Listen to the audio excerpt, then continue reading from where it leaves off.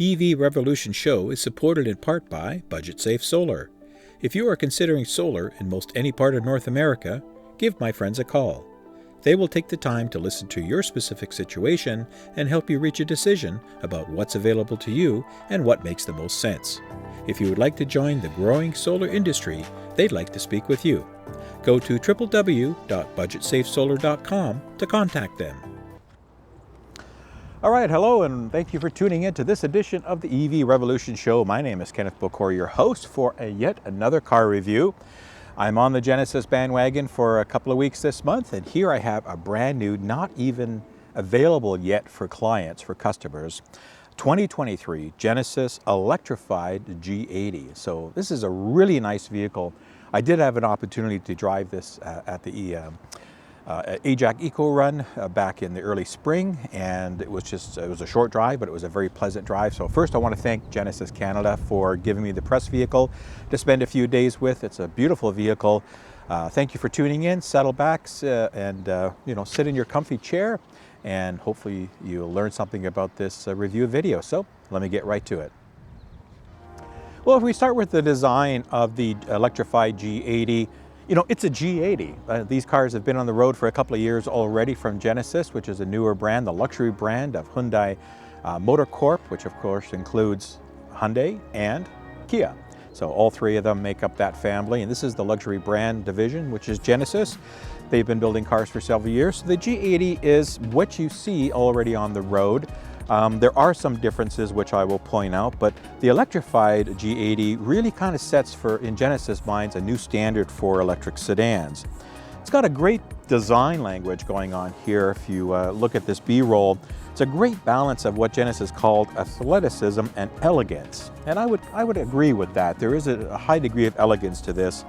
It's really got all their standard Genesis features, including the quad lamps, unique EV elements here with some of the grills, the inverted G-matrix grill, of course, which there's no radiator behind that, so it's a solid grill aspect. Love it or hate it, some people don't like the big grills, some people do. I think it looks pretty elegant on this machine. Of course, the exhaustless rear bumper. There's no exhaust in the electrified version of the G80, so it's a different bumper to encapsulate that. Exclusive 19-inch wheels just for this model as you see it, and a lot of eco-friendly materials used throughout. Now, this is a true luxury sedan according to Genesis, and it's an electric sedan, and that's one thing, there's not a lot of these on the market. Everybody's going after SUVs and compact SUVs and CUVs and all kinds of stuff like that. A few hatchbacks, more so in Europe than we get here in Canada, but we've had a few like the Bolt EV and the Leaf as an example. But the four-door sedan, especially the market, hasn't really been tapped too much. Obviously we have some competitors, which I'll talk about, but it's nice to see that Genesis has gone after their market with an existing brand and model vehicle already, but fully electrified it. Now, just quickly talking about the platform, this is not an all-new platform from Genesis for electrified vehicle, but yeah, it is a little bit. You see, the original G80 platform that's been out, the ICE version of this vehicle, the platform itself was designed for electrification in the future. That was the thought process for Genesis a few years ago when they built this vehicle and brought it out. They wanted that platform originally to be an electrified platform, and obviously they put in ICE components originally to get it out to the marketplace. So it's the M3 platform, and it's a very nice platform for electrification. Now, one of the things they've done is the reduced weight. Obviously, for the electrified version, reducing weight helps with efficiency and range and things like that. So, compared to the G80 gas, the electrified G80 has a lightweight body, which is about 11% less in weight than the G80 gas version. And of course, the number of parts is 11% less. And the rigidity, though, is up over 17%. And I talk a lot about that when I do my EV 101 talks to the general public. I do a lot of outreach as well on the side beyond the YouTube channel here. And one of the things I talk about is the safety elements and that increased structural rigidity that EV platforms inherently have. And this has that as well. So again, from the design element, it really is a luxury. It really is a nice, pleasing looking car. I've had a few people look at this, head turns when I'm going by, but it blends in with a lot of the luxury sedans that are out there. Genesis does have a nice sleek look to them. All their models share the same design language. You know, these parabolic lines, that crest grille as I talked about, the G matrix aspect of it, and the two-line lamps are distinct features, both front and rear on the Genesis models. That, you know, you can see that they're Genesis models from a while away because of those features. And I'm glad that they've kept that style and cue for the electrified version of the G80. Now we come onto the front, you can really see that crest grille prominent here in the Genesis. And it's got this unique G matrix pattern is what they call it. And the charging point integration. It's hard to find a charging point on here. That's one thing about this vehicle. It doesn't scream that I'm electrified. In fact, there's no badging at all to signify that this is an electrified version, other than that you have a solid grille, right? You don't have anything aero here. And where's the charge point, you ask? The charge port, you ask? Excuse me? Well, it's down here. Let me find it here. I got to find it myself. It's right over here, nicely tucked away, hidden away. I'll show you that in a little bit more detail. But it's, you know, it's just a nice thing that Genesis has done to really blend this in. Some people don't want to be screaming that they're in an EV. Nothing wrong with that. As long as it's an EV, in my opinion, I think it's all good. One thing about the platform is the floor is a little higher than the ICE version, which means that the interior room, because it's still using the same body, the interior room height is a little bit less, and I like to sit high, and I find myself a little closer to the roof than I probably would normally be, even though I like to sit high. So for real tall folks, it may be an issue. The seats do go down pretty low, but just something to be aware about. The cabin does feel, it feels a little smaller, a little tighter than you would think in a car of this size, but it doesn't take away from the effectiveness of the inside cabin. All right, so before we go into the inside, let me talk a little bit more about that powertrain and the battery. Of course, this is an all-electric vehicle, so this has a battery pack of 87.2 kilowatt hours.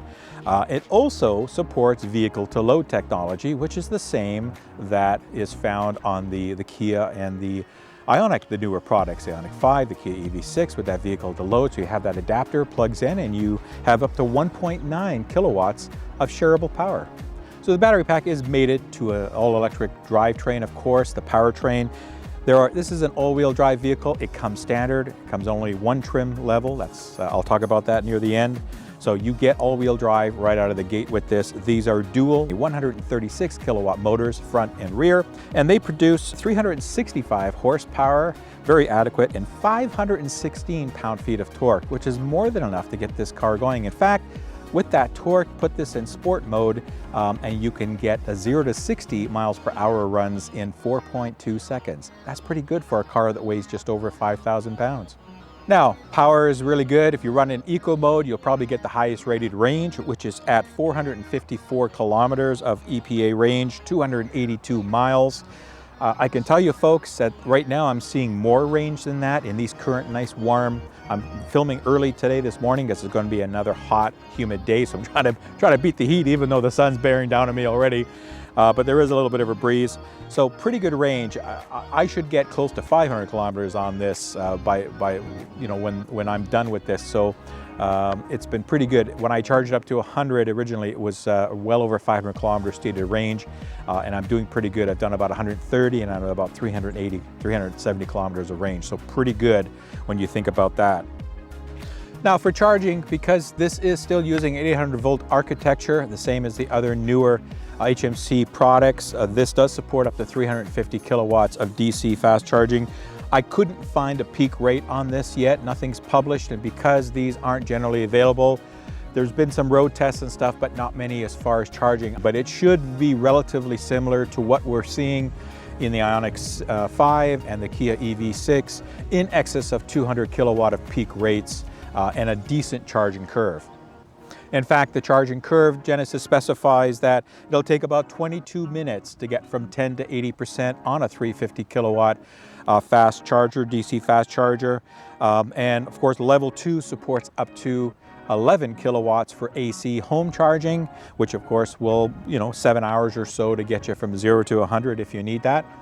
And nobody gets down to 0, so plenty of time to charge overnight and get ready for your next day.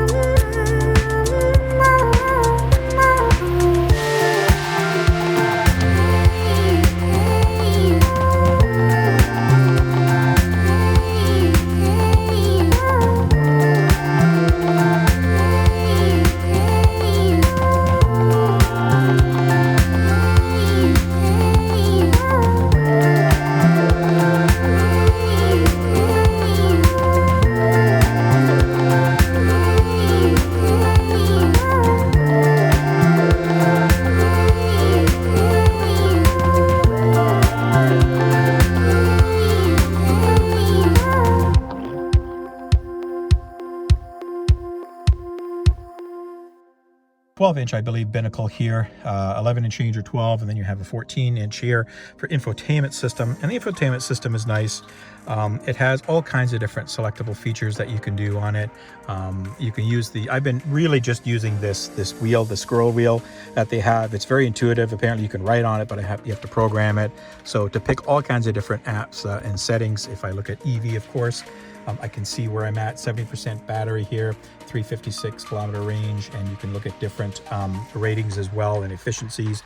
Lots of different things that you can look at in here. If I wanted to dig down, battery status, where the charge level is set, your electricity use, of course, information, what it's doing, and economic history. I do like that. So it's showing me, right now I'm at 15.9 kilowatt hours per 100 kilometers, which is pretty good for a car that's not it's efficient, but it's not going to be as efficient as a Model 3, let's say. But that's pretty good for 163 kilometers already. So 100 miles that I'm getting that's pretty good. So there's lots of stuff to see. You also have quick controls down here for map if you want to go to the map, or you want to go to the nav. You want to go to the radio and media, different medias. You have a favorite button, and then of course you can get up into your setup menu and set up all kinds of stuff. I'm not going to go through it. There's a lot of stuff that you can do here. Ambient lighting, all kinds of stuff. So there's a lot of good things, the standard kind of stuff here, and then quick buttons down here as well that you can go. So you can operate this from scroll wheels down here. This turn wheel, of course, your shifting is down here. It's very similar to the other products that we've seen from Hyundai and Kia. A very auto hold if you want to use that, and so forth. So I do like that. Very nice center console. I like the cup holders. They're right here where they should be. Have the arm handy. And then if I'm going to open the center console, it's nice and big. Got a nice big storage, as you can see here, and easy. It's compartmentalized. I think you can take this off. Yep. It's got your 12-volt adapter. Lots of ports here. Down here is I'll show you the USB ports. I have the key fob here, but down there is the USB ports. If I can see that. Let's see if I can get the camera in there a little better. There we go. So that's down there, and that's a 5-phone charger. Plunk it sideways and it automatically charges. Good sized glove box. Again, glove boxes are glove boxes. I don't harp on them. Some people do. Nicely finished interior. Again, the roof line is a little higher. Decent sized mirrors. I got an LED light that comes on when you close the mirror, and of course the visors do swing across and they go to the side, and they expand.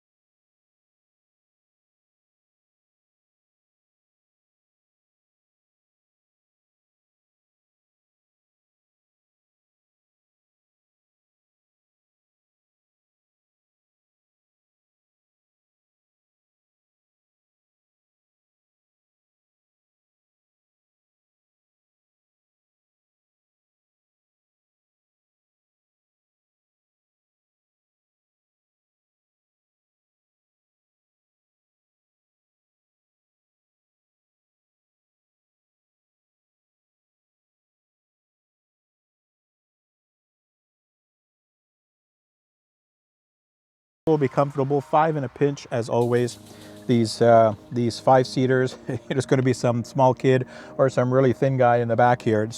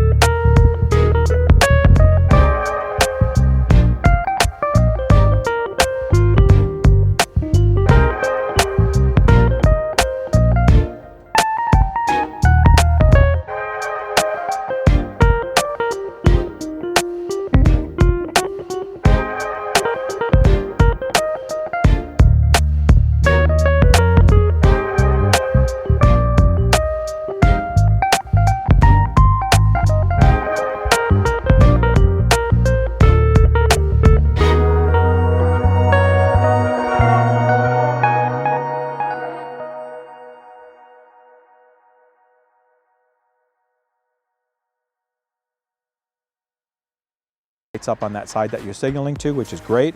Remote start parking assist, the lane follow assist, surround view monitor, and the high beam assist, of course. So your standard suite, again, very capable vehicle.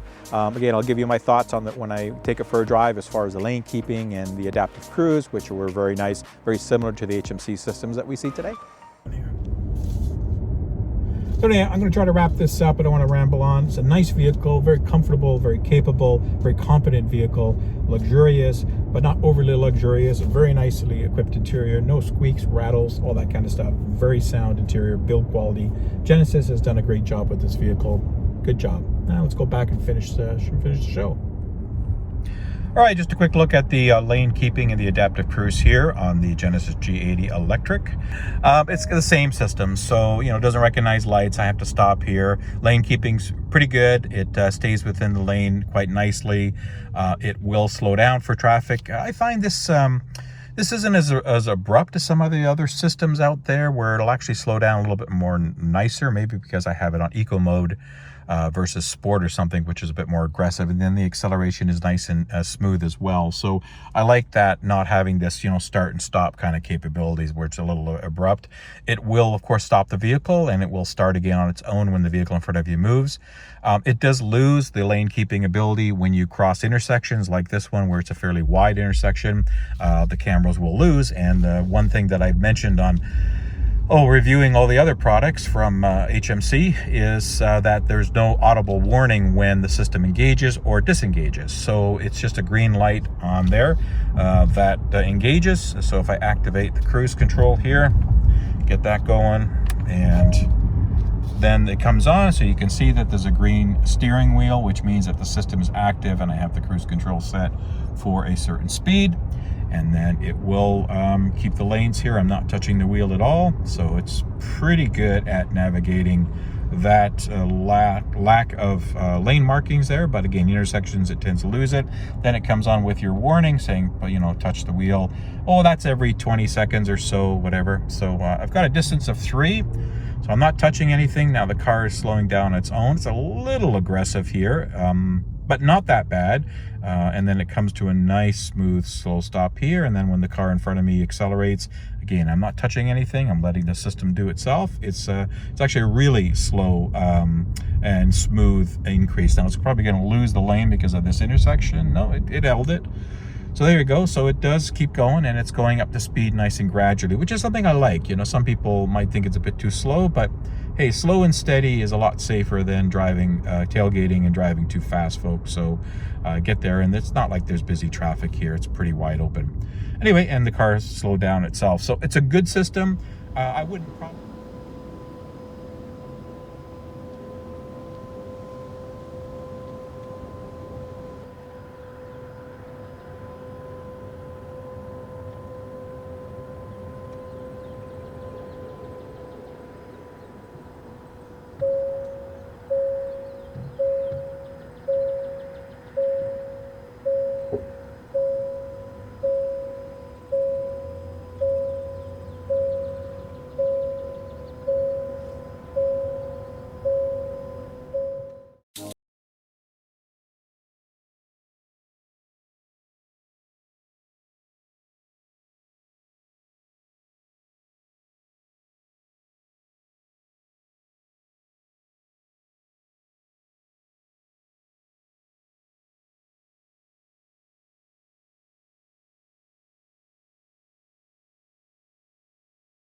Well, I hope you like those driving thoughts. Now, again, just to talk about this, you know, the ride quality, as I mentioned, is very nice. There is regen availability. There's 3 selectable levels, a smart regen feature, which the vehicle will figure out based on turning and speeds and proximity to other vehicles, what kind of regen to apply. And of course, your iPedal or your one-pedal driving, which I've been using most of the time. Now, I'll say it again here, as I said before, the iPedal, I wish they have a feature to keep that on, because every time you put the car in park, not just turn it off and on, but put the car in park and put it back into drive, you have to re-engage iPedal. It's just a click paddle, push or pull, I guess, but it's a little annoying feature because I'm used to it on so many cars. I just set it and forget it. So for those who like to do that, you have to remember, hopefully this does support over-the-air updates. Hopefully Genesis and HMC in general will add that to all their products, because they're all the same in the feature. So a lot of, you know, the feel and the features that you see here are cross-platform, because they're using a lot of the same components, tweaking the operating systems and tweaking the, you know, based on the displays they have, and you know, colors and patterns and fonts and things like that. But the functionality is very similar across all 3 brands.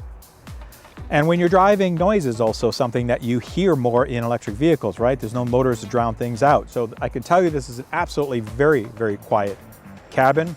Touch of wind noise, touch of road noise from the sticky tires here, even though they're efficient, but very quiet. In fact, they use active noise control as well in conjunction with the stereo system that's in here, the Lexicon stereo system, which is very nice. I've heard better, but it's a very nice system nonetheless.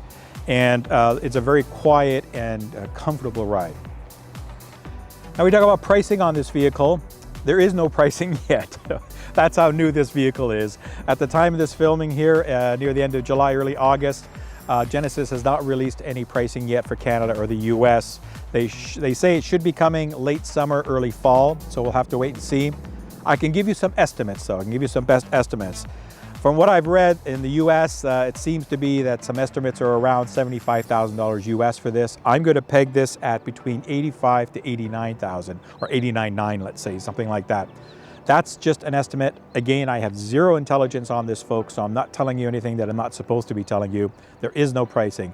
I'm just looking at where this fits in that luxury mid-size. This is, even though it looks long, you know, it's about a foot longer than a Model 3 to give you a sense of length. It's still classified as a mid-size luxury sedan, so comparable to a 5 Series BMW, A6, so forth, right? So I think the price point, if it comes in at that, that'll be very competitive to the marketplace, because if you look at the luxury sedan, there aren't that many luxury all-electric sedans out there. As I mentioned, most OEMs, most of the action has been in SUVs, larger premium vehicles, things like that.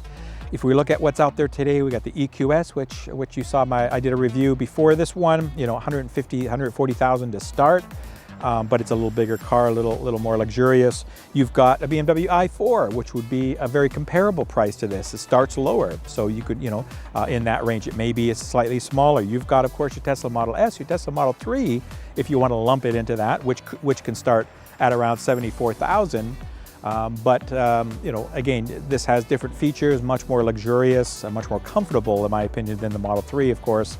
So, you know, it's an interesting market that Genesis is going after with this vehicle, and I'm glad that they're doing it, because, you know, they do have smaller vehicles like the G70, and of course there are going to be electrified versions of their GV80, which is their mid-size SUV. So that's going to be coming out in 2023, or announced later on as well. So they are looking to electrify some of their current product family. They won't be brand new like the GV60 is, but I think they've done a really good job. And if the price point holds into that, I think it'll be very compelling and a very good offering in the market segment that they're going after. You know, Genesis hasn't sold a ton of vehicles, right? They're still a young brand ramping up.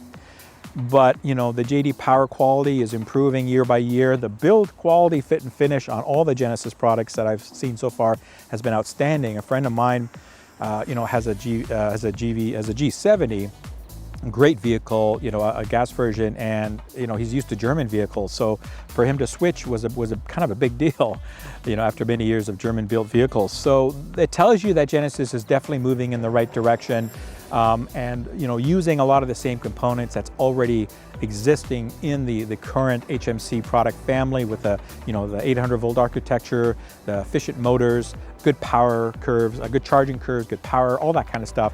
I think they have a very compelling vehicle if they can keep it in that price point. If they can get less than 85, I'd be you know, ecstatic on that, but I don't think it'll happen, but we'll have to wait and see. So let me wrap this up. You know, in summary, I think this is a great vehicle. Do I recommend it? Absolutely, folks. You guys know I love all electric vehicles, especially if they're capable and competent, which this is. You know, to summarize this vehicle, I'm going to say that something that my friend Jeff had told me when I described the vehicle. He says, it sounds like a Buick. And, you know, that's a compliment. Take it as a compliment. Even though there might be some GM haters out there, that's okay. The Buick, you know, is a very competent, capable, and comfortable type of vehicle in that, you know, mid-luxurious class of vehicle. Not top end, but, you know, GM has their top end vehicles, but Buicks have always been very solidly built vehicles, very comfortable, classy, and very competent vehicles. And I would say that this is kind of the EV Buick, even though Buick doesn't have an EV yet. Watch them come out with one. But, you know, that's kind of what I mean by this. So it's a very capable vehicle. It's not a sports car. It's not going to, you know, you don't track this car. You're not going to be driving it like crazy. It handles really fine. It turns okay. The suspension's good. It's comfortable, but not overly soft, not overly hard.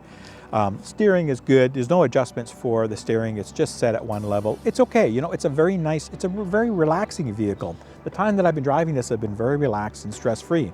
I've been driving it in eco mode all the time, with the occasional sport mode, just 0 to 60s, just to do a couple of romps. But it's been a very capable vehicle, and that's how I would describe this. If you're looking for something that's solidly built, that's quiet, that's luxurious, that's capable, and just plug it in, you get good range. Charge it, you know, to the manufacturer's specs every night or every few days, whatever you need to do.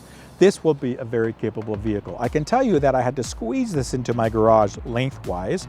It does fit. I have some tools where I park it in front of the car, so I probably had another foot to move it a little closer, but I could get it in there with still some room to get around it. So it does fit in a standard car garage. If it's a single, it might be a little tight because again, it is a little long and it's nice and wide, but not too wide. So this is a very capable car, and I would certainly summarize it as a good pick if you're interested in a luxury sedan, which a lot of people are not looking at.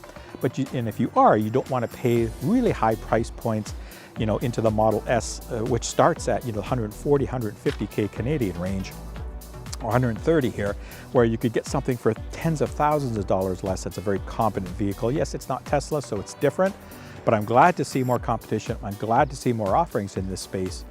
Choice is king, so good job, Genesis.